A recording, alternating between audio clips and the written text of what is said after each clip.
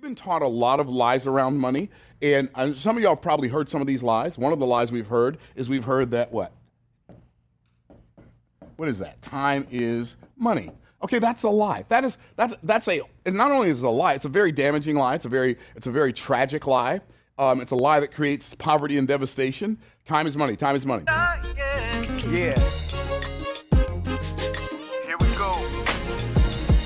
You see, I got where I am because someone reached out a hand. Help me to stand, being independent, man. Because I'm standing on the shoulders of a giant. The shoulders of a giant, y'all. I'm thankful. Morning. Hey, YouTube. Myron Golden here, and today I'm going to be talking about how to get rich part 2.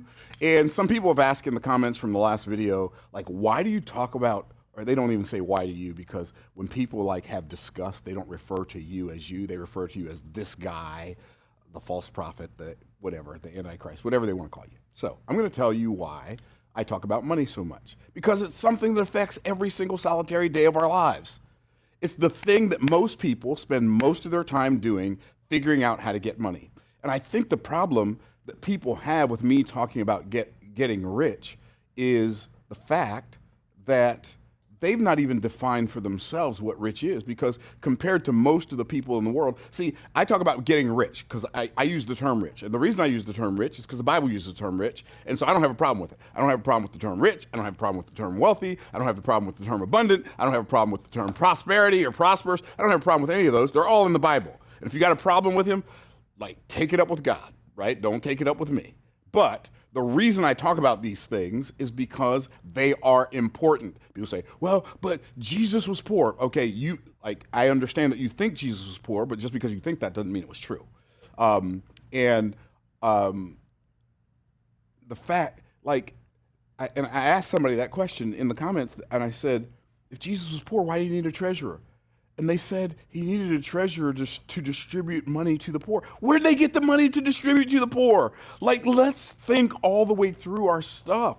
The reason I talk to people about money is because it's one of the most important things in their lives. It's one of the most important things in our lives. It's one of the most important things in life. And if you don't have any, you feel like you can't breathe. So it's right up there with oxygen, right? It's not as important as oxygen, but it feels like it is sometimes, right? And so I talk about getting rich because getting rich is what people know they are looking for. And this, I believe if Jesus were here today, I can't prove this, but I can believe it. I believe if Jesus were here today, that he would talk to people about things that mattered to them. Why? Because that's what he did in the Bible. If people were hungry, he fed them, right? If they were thirsty, he gave them something to drink, right? If they were sick, he healed them. Jesus always ministered to the needs that people knew they had before he ministered to the need that he knew they had. And so that's where some of you are stuck. You've been so steeped into religion from your churches, and you get all your doctrine from the pastor.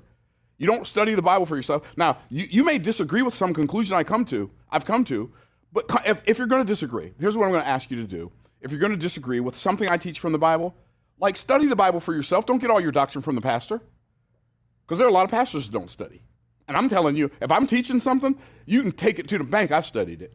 So anyway, so that's why I talk about money, because it's important, right? And it doesn't bother me. And the reason I'm being so intense about it is because I don't want the few people who have a problem with the stuff I share to negatively affect or impact the people who came for exactly what I'm teaching, right? There is a reason. And I am not fishing for video views and likes and comments, but the reality is there's a reason there's a reason we're getting 1.4 million views a month on this channel. And it's not because I'm whatever. I'm not even theatrical. I'm a little theatrical, so I guess I am.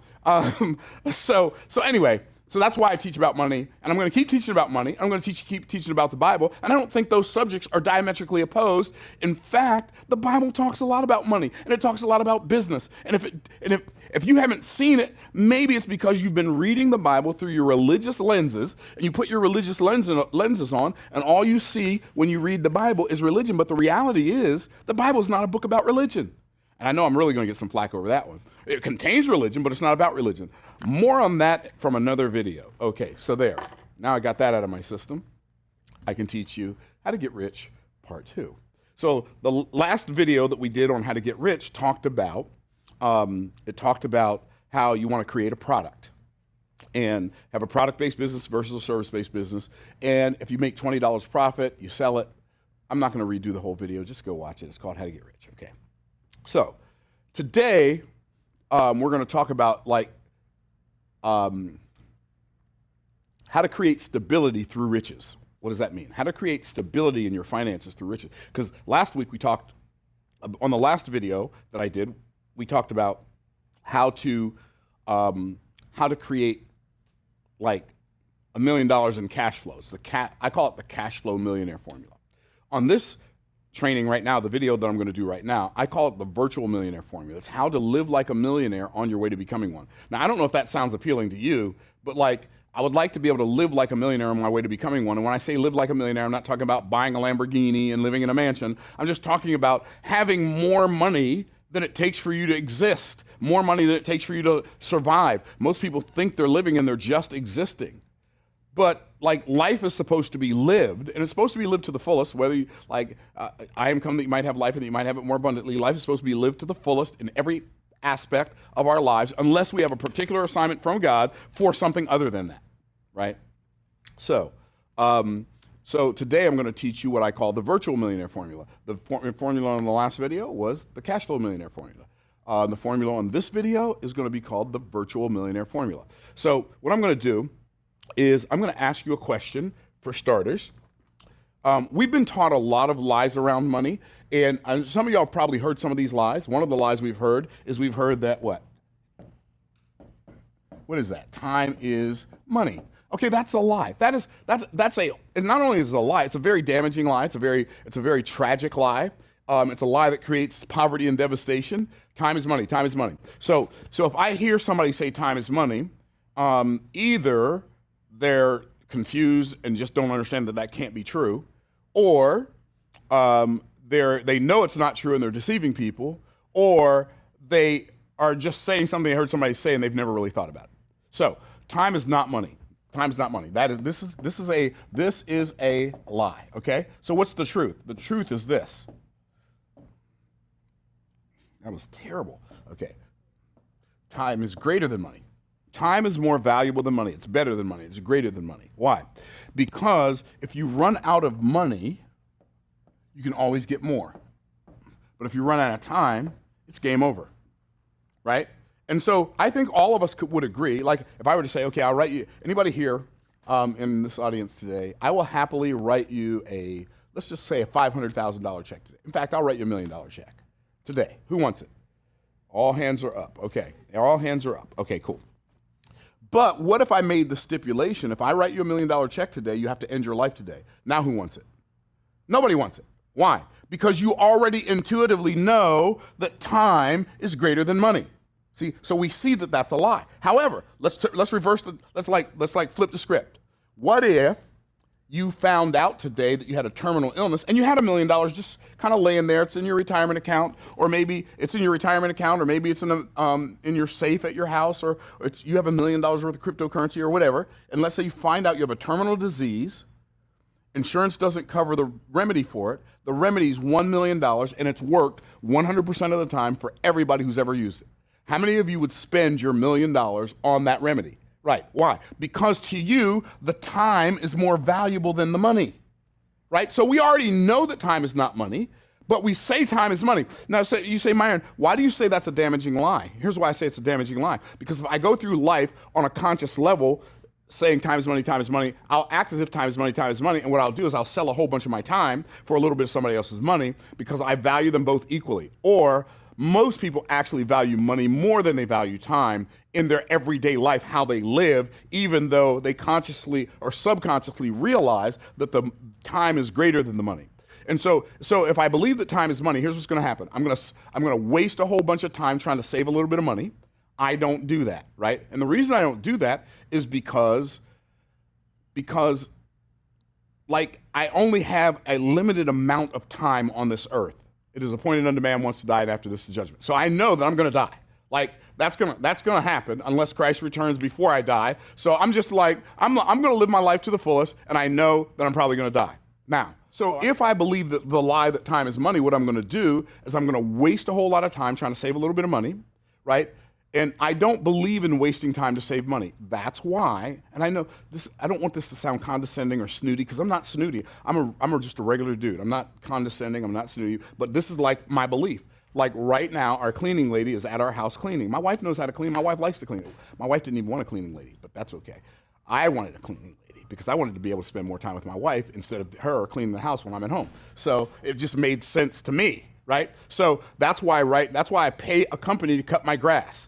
Why? Why? Because I'd rather pay them. They can cut the grass better and more efficiently, and it doesn't waste my time. I value my time more than I value money. That's why right now there's a car wash company that comes to my office every Wednesday. They're out there washing my car right now. Why? Because I value my time. I'm not going to wash my car. I'm not going to cut my grass. I'm not going to fix my toilet. Why? Because I would rather pay somebody the money. Now, here's what I'm going to say. I believe a lot of people who say that they don't really care that much about money, because like if you'll lie about that, you'll lie about other stuff. Y'all heard me say that before, right? So a lot of people say they don't care that much about money. They will do something themselves so they don't have to pay somebody else to do it. I would rather pay somebody else to do it so I don't have to do it. It just makes more sense, right? So the other problem with the whole believing time is money lie is if I believe that time is money, what I'll do, not only will I waste a whole bunch of time trying to save a little bit of money, I'll sell a whole bunch of my time for a little bit of somebody else's money, right? And so that's always like a bad idea. So instead of doing that, maybe I should do what the scripture teaches. I don't know. Does the scripture say anything about time and money maybe? Oh, I think it does. Ephesians chapter 5, verse number 20. I think it says something like, redeeming the time because the days are evil. Oh, there it is. Redeeming the time. And go look it up. Don't take my word for it. Here's what the word redeem means. Redeem means to buy back, to rescue from loss, and to improve opportunity. So the scripture tells me clearly to buy back my time, rescue it from loss, and improve my opportunity. Why? Because the days are evil. That word evil is not evil like the devil is evil. Do word studies. If you want to know what the Bible is saying and not just what it says, look up the words. Because if you don't know what the words mean, you can't know what the word means, right? Okay, so the word evil is difficult in nature. So what the scripture is telling us to do is to buy back our time, rescue it from loss, and improve opportunity because life is hard. So if I'm selling my time, not only am I not doing what the Bible says, I'm doing the exact opposite and wondering why I can't get ahead. Are y'all tracking? Okay, so here's what we got to do. We got to stop believing the lie that time is money. We got to believe the truth that time is greater than money. But here's what we really got to get to. We got to understand that time is not just greater than money, but time is infinitely greater than money. Because when you run out of time, you don't get more. You don't get more time. When you run out of money, you get more money. Okay. Now, I went through all of that as a preface to what I'm going to say next. And what I'm going to say next is this: the millionaire, at the rate you're saving money right now. Because here's another lie we've been told: one of the most important things you can do with money is save it. I submit to you that saving money is always a bad idea. Now, saving money on things like finding a good deal is better. Like not wasting money is also a bad idea. But when I say saving money, I'm like talking about like saving money in a bank is always a bad idea. Why is saving money a bad idea? Because the bank is a financial institution, and they understand the rules, and they understand that you don't understand the rules.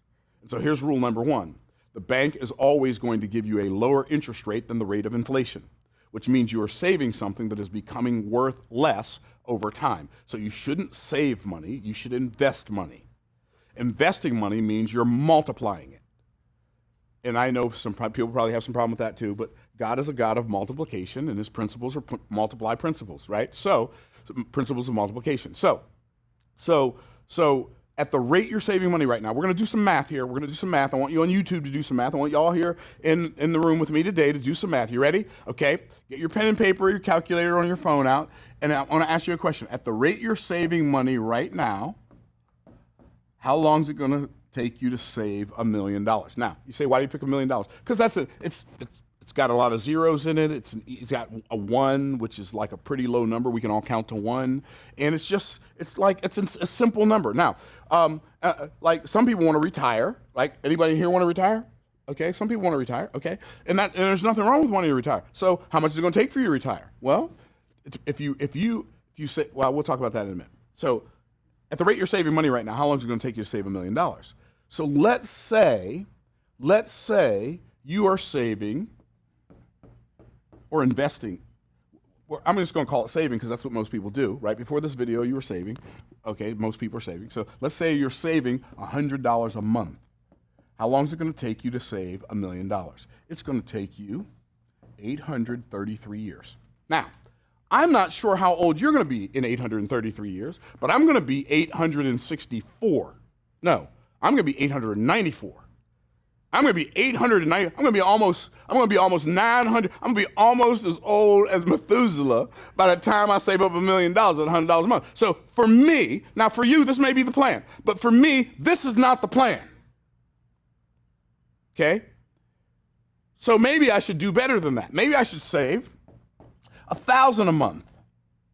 Okay, if I can save $1,000 a month, then it'll only take me 83.3 years.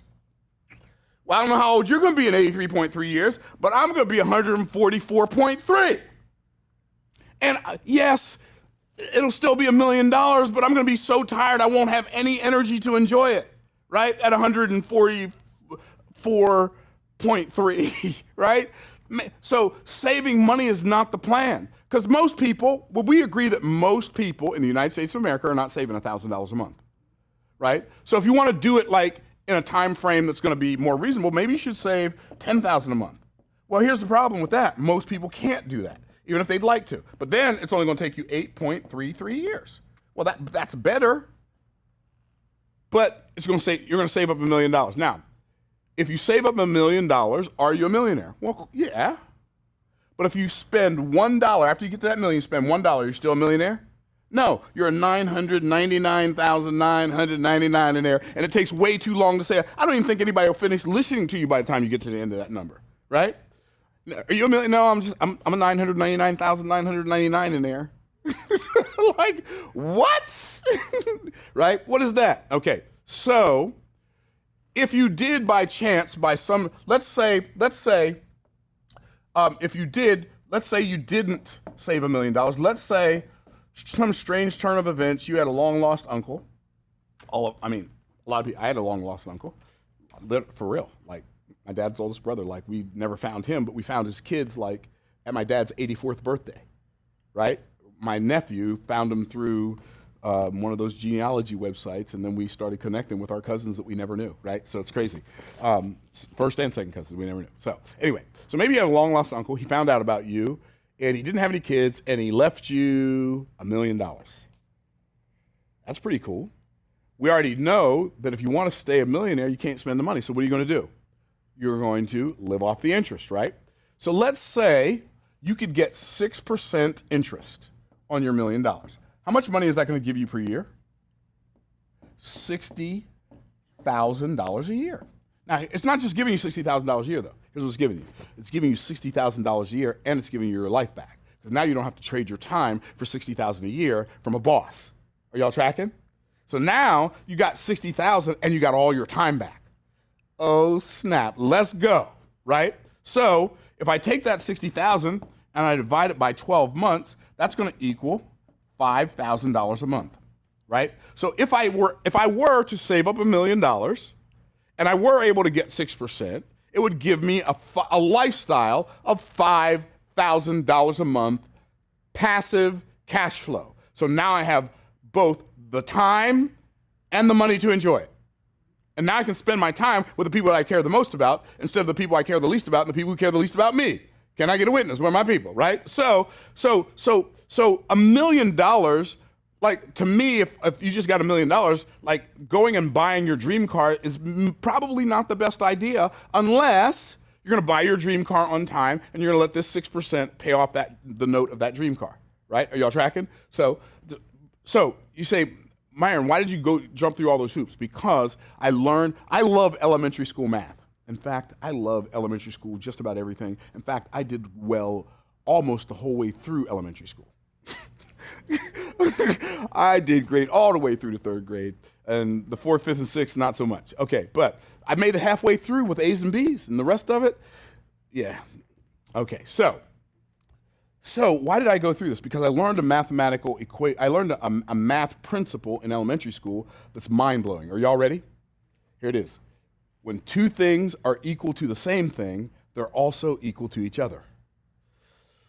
Oh man, I got a good feeling when I said that. Did y'all feel that? Did y'all feel that? Two things that are equal to the same thing are also equal to each other. They have to be, right? Two things that are equal to the same thing are also equal to each other. This is so good. You say, why is that so good? Because if having $1 million invested at 6% produces for me $5,000 a month passive cash flow, that means anything that I create that produces for me $5,000 a month passive cash flow is equal to having $1 million invested at 6%. Oh, snap. I just changed my own life again. I hope somebody else comes along with me for that ride. Okay, so now, instead of me working first, and I call this the virtual millionaire formula for a reason, because you get to live like a millionaire on your way to becoming one. And this was the first millionaire formula that I cracked many, many years ago.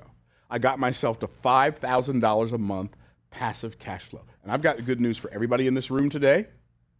I've got good news for everybody watching on YouTube today. I've got, in fact, not even good news, great news. And that is $5,000 a month passive cash flow is pretty simple to get to. Now, it's not necessarily easy. For some people, it'll be easy. For some people, it'll be hard, depending on where you are on the scale of influence. It's like that's, but $5,000 a month passive cash flow, if you're not there yet, I would recommend on your millionaire journey, I would recommend that you start with the virtual millionaire formula. That would be my recommendation. Like if you haven't done anything yet, okay? So now the question becomes, how do I get to $5,000 a month passive cash flow? Right? That's a good question. Okay, so here's the answer. You want to create what's known as a continuity program. What is a continuity program? What does that even mean? So a continuity program is something that you buy once, but pay for monthly. For instance, your cell phone minutes, like your cell phone data plan and your cell phone unlimited plan, it's really limited. It's only unlimited until you go past the limit they want you to go past, and then they dial you back. That cell phone plan, okay, that is a continuity program. Netflix is a continuity program. Amazon Prime Videos, continuity program. Apple Music is a continuity program. Are y'all tracking? Membership sites, though, like Netflix is a membership site. But so then the question becomes, what kind of continuity program can we create? Because I'm not going to start Netflix. I got here too late for that, right? Netflix has already started. I don't own a cell phone company, so it won't be that one either. I can't sell people electricity, so that's not a continuity program for me. See, what's really interesting, I just thought of this. I never even said this before. Never thought of it before, just now. One of the reasons people struggle is because they pay out money on continuity payments every month, but they don't get paid on continuity payments every month. You have bills on autopilot, but you don't have money on autopilot. Now, to me, it just makes sense. If you have bills on autopilot, might as well put some cash flow on autopilot, right? It's kind of like people spend money all day, every day, get paid once a week, and they wonder why they can't get ahead. Well, because you're getting paid like 1/5 as much or 1/7 as much or 1/30 as much, because if you get bills come once a month, 1/30 as much, 4/30, 20, whatever that is, okay, as much as you're making money. You know what I do? I like to get paid every day. Just get paid all day, every day. You wake up, you're richer than you were when you went to bed. And some people aren't like the fact that I said I wake up and I'm richer than I was before I went to bed. But I'm just telling you how it works.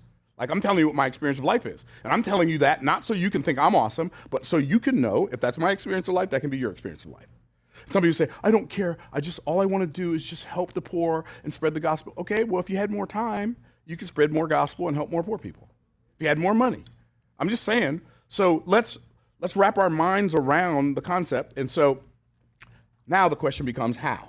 Like, what can I do to create a continuity program? Well, you could start with, I started with a membership site, a membership website where people pay you a monthly fee every month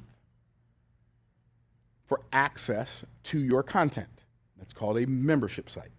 Okay? So let's say you have a membership site and it's $100 a month to have access. For instance, I've had membership sites. I paid for membership sites. I remember the most expensive membership site I ever paid for was $800 a month. This was back in like 2003, 2004. It's $800 a month for this internet marketing training membership site called StomperNet, and it was $800 a month. And so they were just $800 every month on my credit card, $800 a month, right? Okay. So $100 a month to me seems reasonable. So if you're $100 a month, all you need is 50 members, and you are a virtual millionaire. How awesome is that? 50 members. 50. I've got a friend. He's got a membership site. He charges $80 a month. He's got 7,000 members. How much is that? A lot. It's $560,000 a month. $560,000 a month. Right, exactly. That is a wow, right? And it's even a backwards wow, like wow. Right? It's upside down. Mom wow, right? This is real, y'all. This is how people create wealth passively.